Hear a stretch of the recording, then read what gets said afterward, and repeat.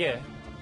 역사적인 북미 판문점 회동이 벌써 시간이 꽤 지난 것처럼 느껴집니다만 불과 며칠 전이었습니다. 이 미국 언론에서는 이 장면을, 지금 나오는 이 장면을 1972년 2월과 비교하기 시작했습니다. 냉전의 정점이었던 그때 당시 닉슨 미국 대통령이 중국으로 날아가서 마오쩌둥 주석을 직접 만났습니다. I have taken this action because of my profound conviction that all nations will gain from a reduction of tensions and a better relationship between the United States and the People's Republic of China. We will have differences in the future, but what we must do is to find a way to see that we can have differences without being enemies. 예, 그리고 이번엔 지난 일요일 판문점 회동입니다. Thank you very much. I'm just going to make a very short statement because we're going to the DMZ border and we understand each other. I do believe he understands me and I think I maybe understand him. And sometimes that can lead to very good things. 거의 50년 가까운 시간 한번 거슬러 봤는데 안철수 소장님, 뉴욕타임즈에서 말이죠.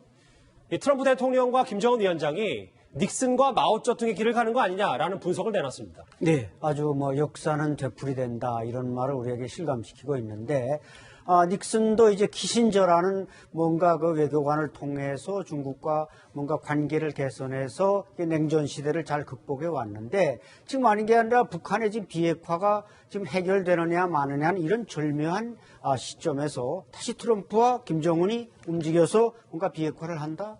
사실 중국이 핵 개발을 해서 핵실험을 처음으로 이제 완성한 게 1964년입니다. 그러니까 8년 만에 중국과 미국은 그 핵무기를 인정하는 단계에 왔고 지금 북한은 2006년에 첫 핵실험을 했으니까 지금 13년이 되지 않았습니까? 예. 이 시점에서 과연 트럼프라는 저 미국의 지도자가 예. 북한의 핵을 인정한다? 물론 동결이라는 지금 뭔가 좀 두루뭉술한 표현을 쓰고 있습니다만은 동결로 가는 것은 결국 인정하는 셈입니다. 이게 핵 보유국으로 하는 거죠. 보유국으로 가는 것이죠. 파키스탄이나 인도처럼 가는 겁니다. 순전히 미국 대통령의 재선 하나를 위해서 중국이라는 이제 거대한 대결을 미국이 절묘하게 피해가는 것과 예. 트럼프가 저 북한이라고 하는 파멸 직전에 선 나라를 자기 재선을 위해서 저런 역사를 되풀이한다는 거 참 저는 비극이라고 생각합니다. 이번 지난주 일요일에 썼던 판문점 회동과 좀 비교하면 여러분들이 좀 이해가 편하실 것 같은데요. 1972년에 닉슨 전 미국 대통령은 당시를 이렇게 표현했었습니다. 세상을 바꾼 일주일이었다. 이렇게 말입니다. That communique will make headlines around the world tomorrow. We've been here a week. This was the week that changed the world. 이번엔 트럼프 대통령도 저렇게 역사적인 만남을 지난주 일요일에 강조했습니다. They were just saying, one of the folks from the media was saying this could be a very historic moment, and I guess that's what it is. But I enjoyed being with you, and thank you very much. 자, 그러면 뉴욕타임즈도 그렇고 저희 뉴스탑10의 여러분의 패널들도 마찬가지. 종합해보면 김정보 실장님. 이게 글쎄 50년 전구와 이번이 지금 트럼프 대통령과 김정은 위원장의 중대 전환점이란 말도 좀 해석이 되네요. 자, 미국 언론도 전체 정말 역사적인 사건이고 이걸 갖다가 과거에 72년도에 미중 정상회담하고 비교를 하고 있고 또 북한도 현재 노동신문이나 조선중앙TV를 통해 가지고 세계 정치 구도가 변하고 있다. 예. 이렇게 선전하고 있습니다. 그런데 우리 대한민국 국민, 대한민국 정부가 과연 이거를 인정해야 되는가 하는 부분에 있어서 북한이 과연 중국같이 거대한 세계 정치의 중심적인 국가냐 하는 부분을 우리가 의문점 제기할 필요가 있고 예. 현재 이런 논리라면은 현재 북한을 어떻게 보면 핵보유국으로 인정하고 앞으로 미국과 북한 간의 핵 협상 자체가 핵무기 폐기 협상이 아니고 핵 갑축 협상으로 가겠다는 그런 우려를 우리가 할 수밖에 없는데 이런 논리 자체를 우리가 좀 비판적 시각으로 볼 필요가 있다는 생각을 저는 합니다. 네. 지난 월요일이었습니다. 뉴스톱10에 출연했던 태영호 전 공사는 이 판문점 깜짝 회동을 보고 오지 말아야 할 순간이 왔다. 이렇게까지 목소리를 냈는데요. 같이 듣고 오겠습니다.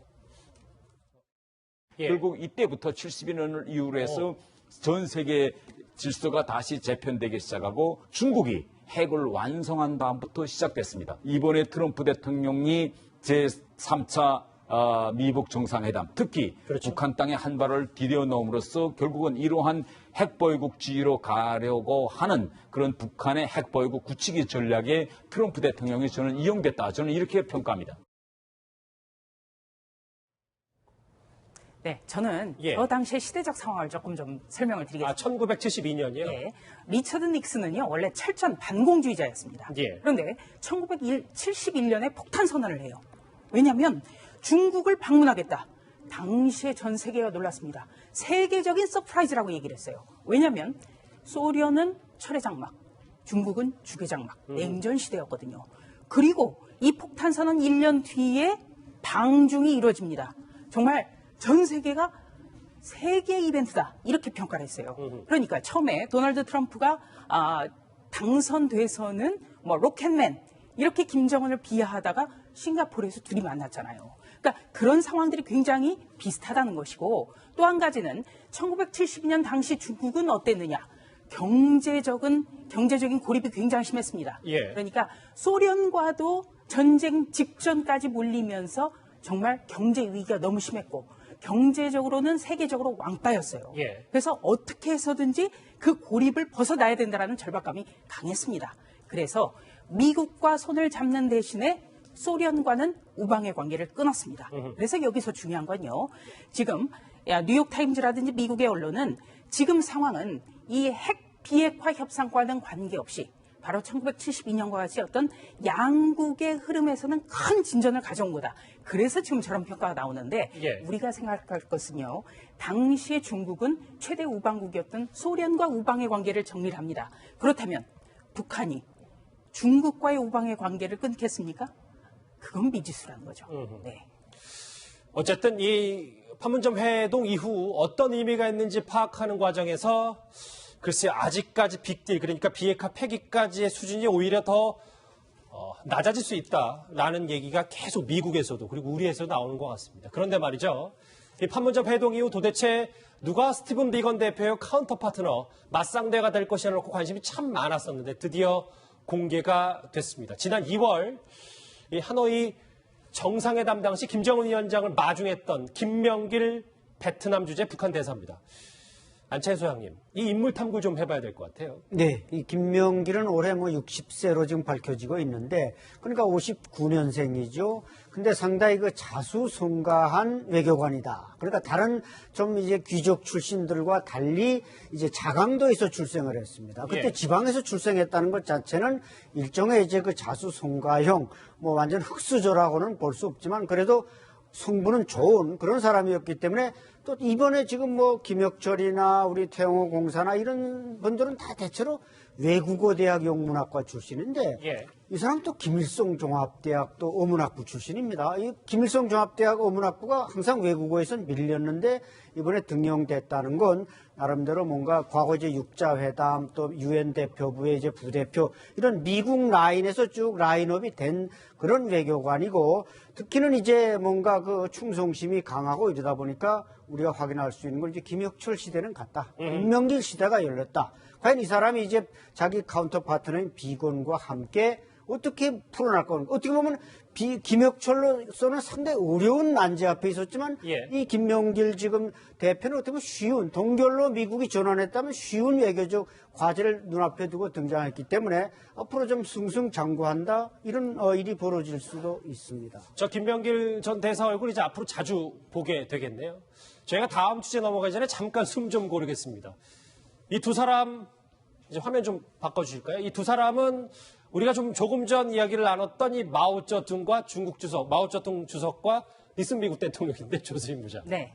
이 보면 이방카 이 보좌관의 모습이 요즘 합성 사진으로 많이 등장하는데 판문점 회담 때 이제 김여정과 비교되면서 북미가 지금 가족 정치를 하는 거 아니냐 이런 얘기가 참 많습니다. 네. 이번 그 오사카에서 열린 G20부터 시작을 해가지고요.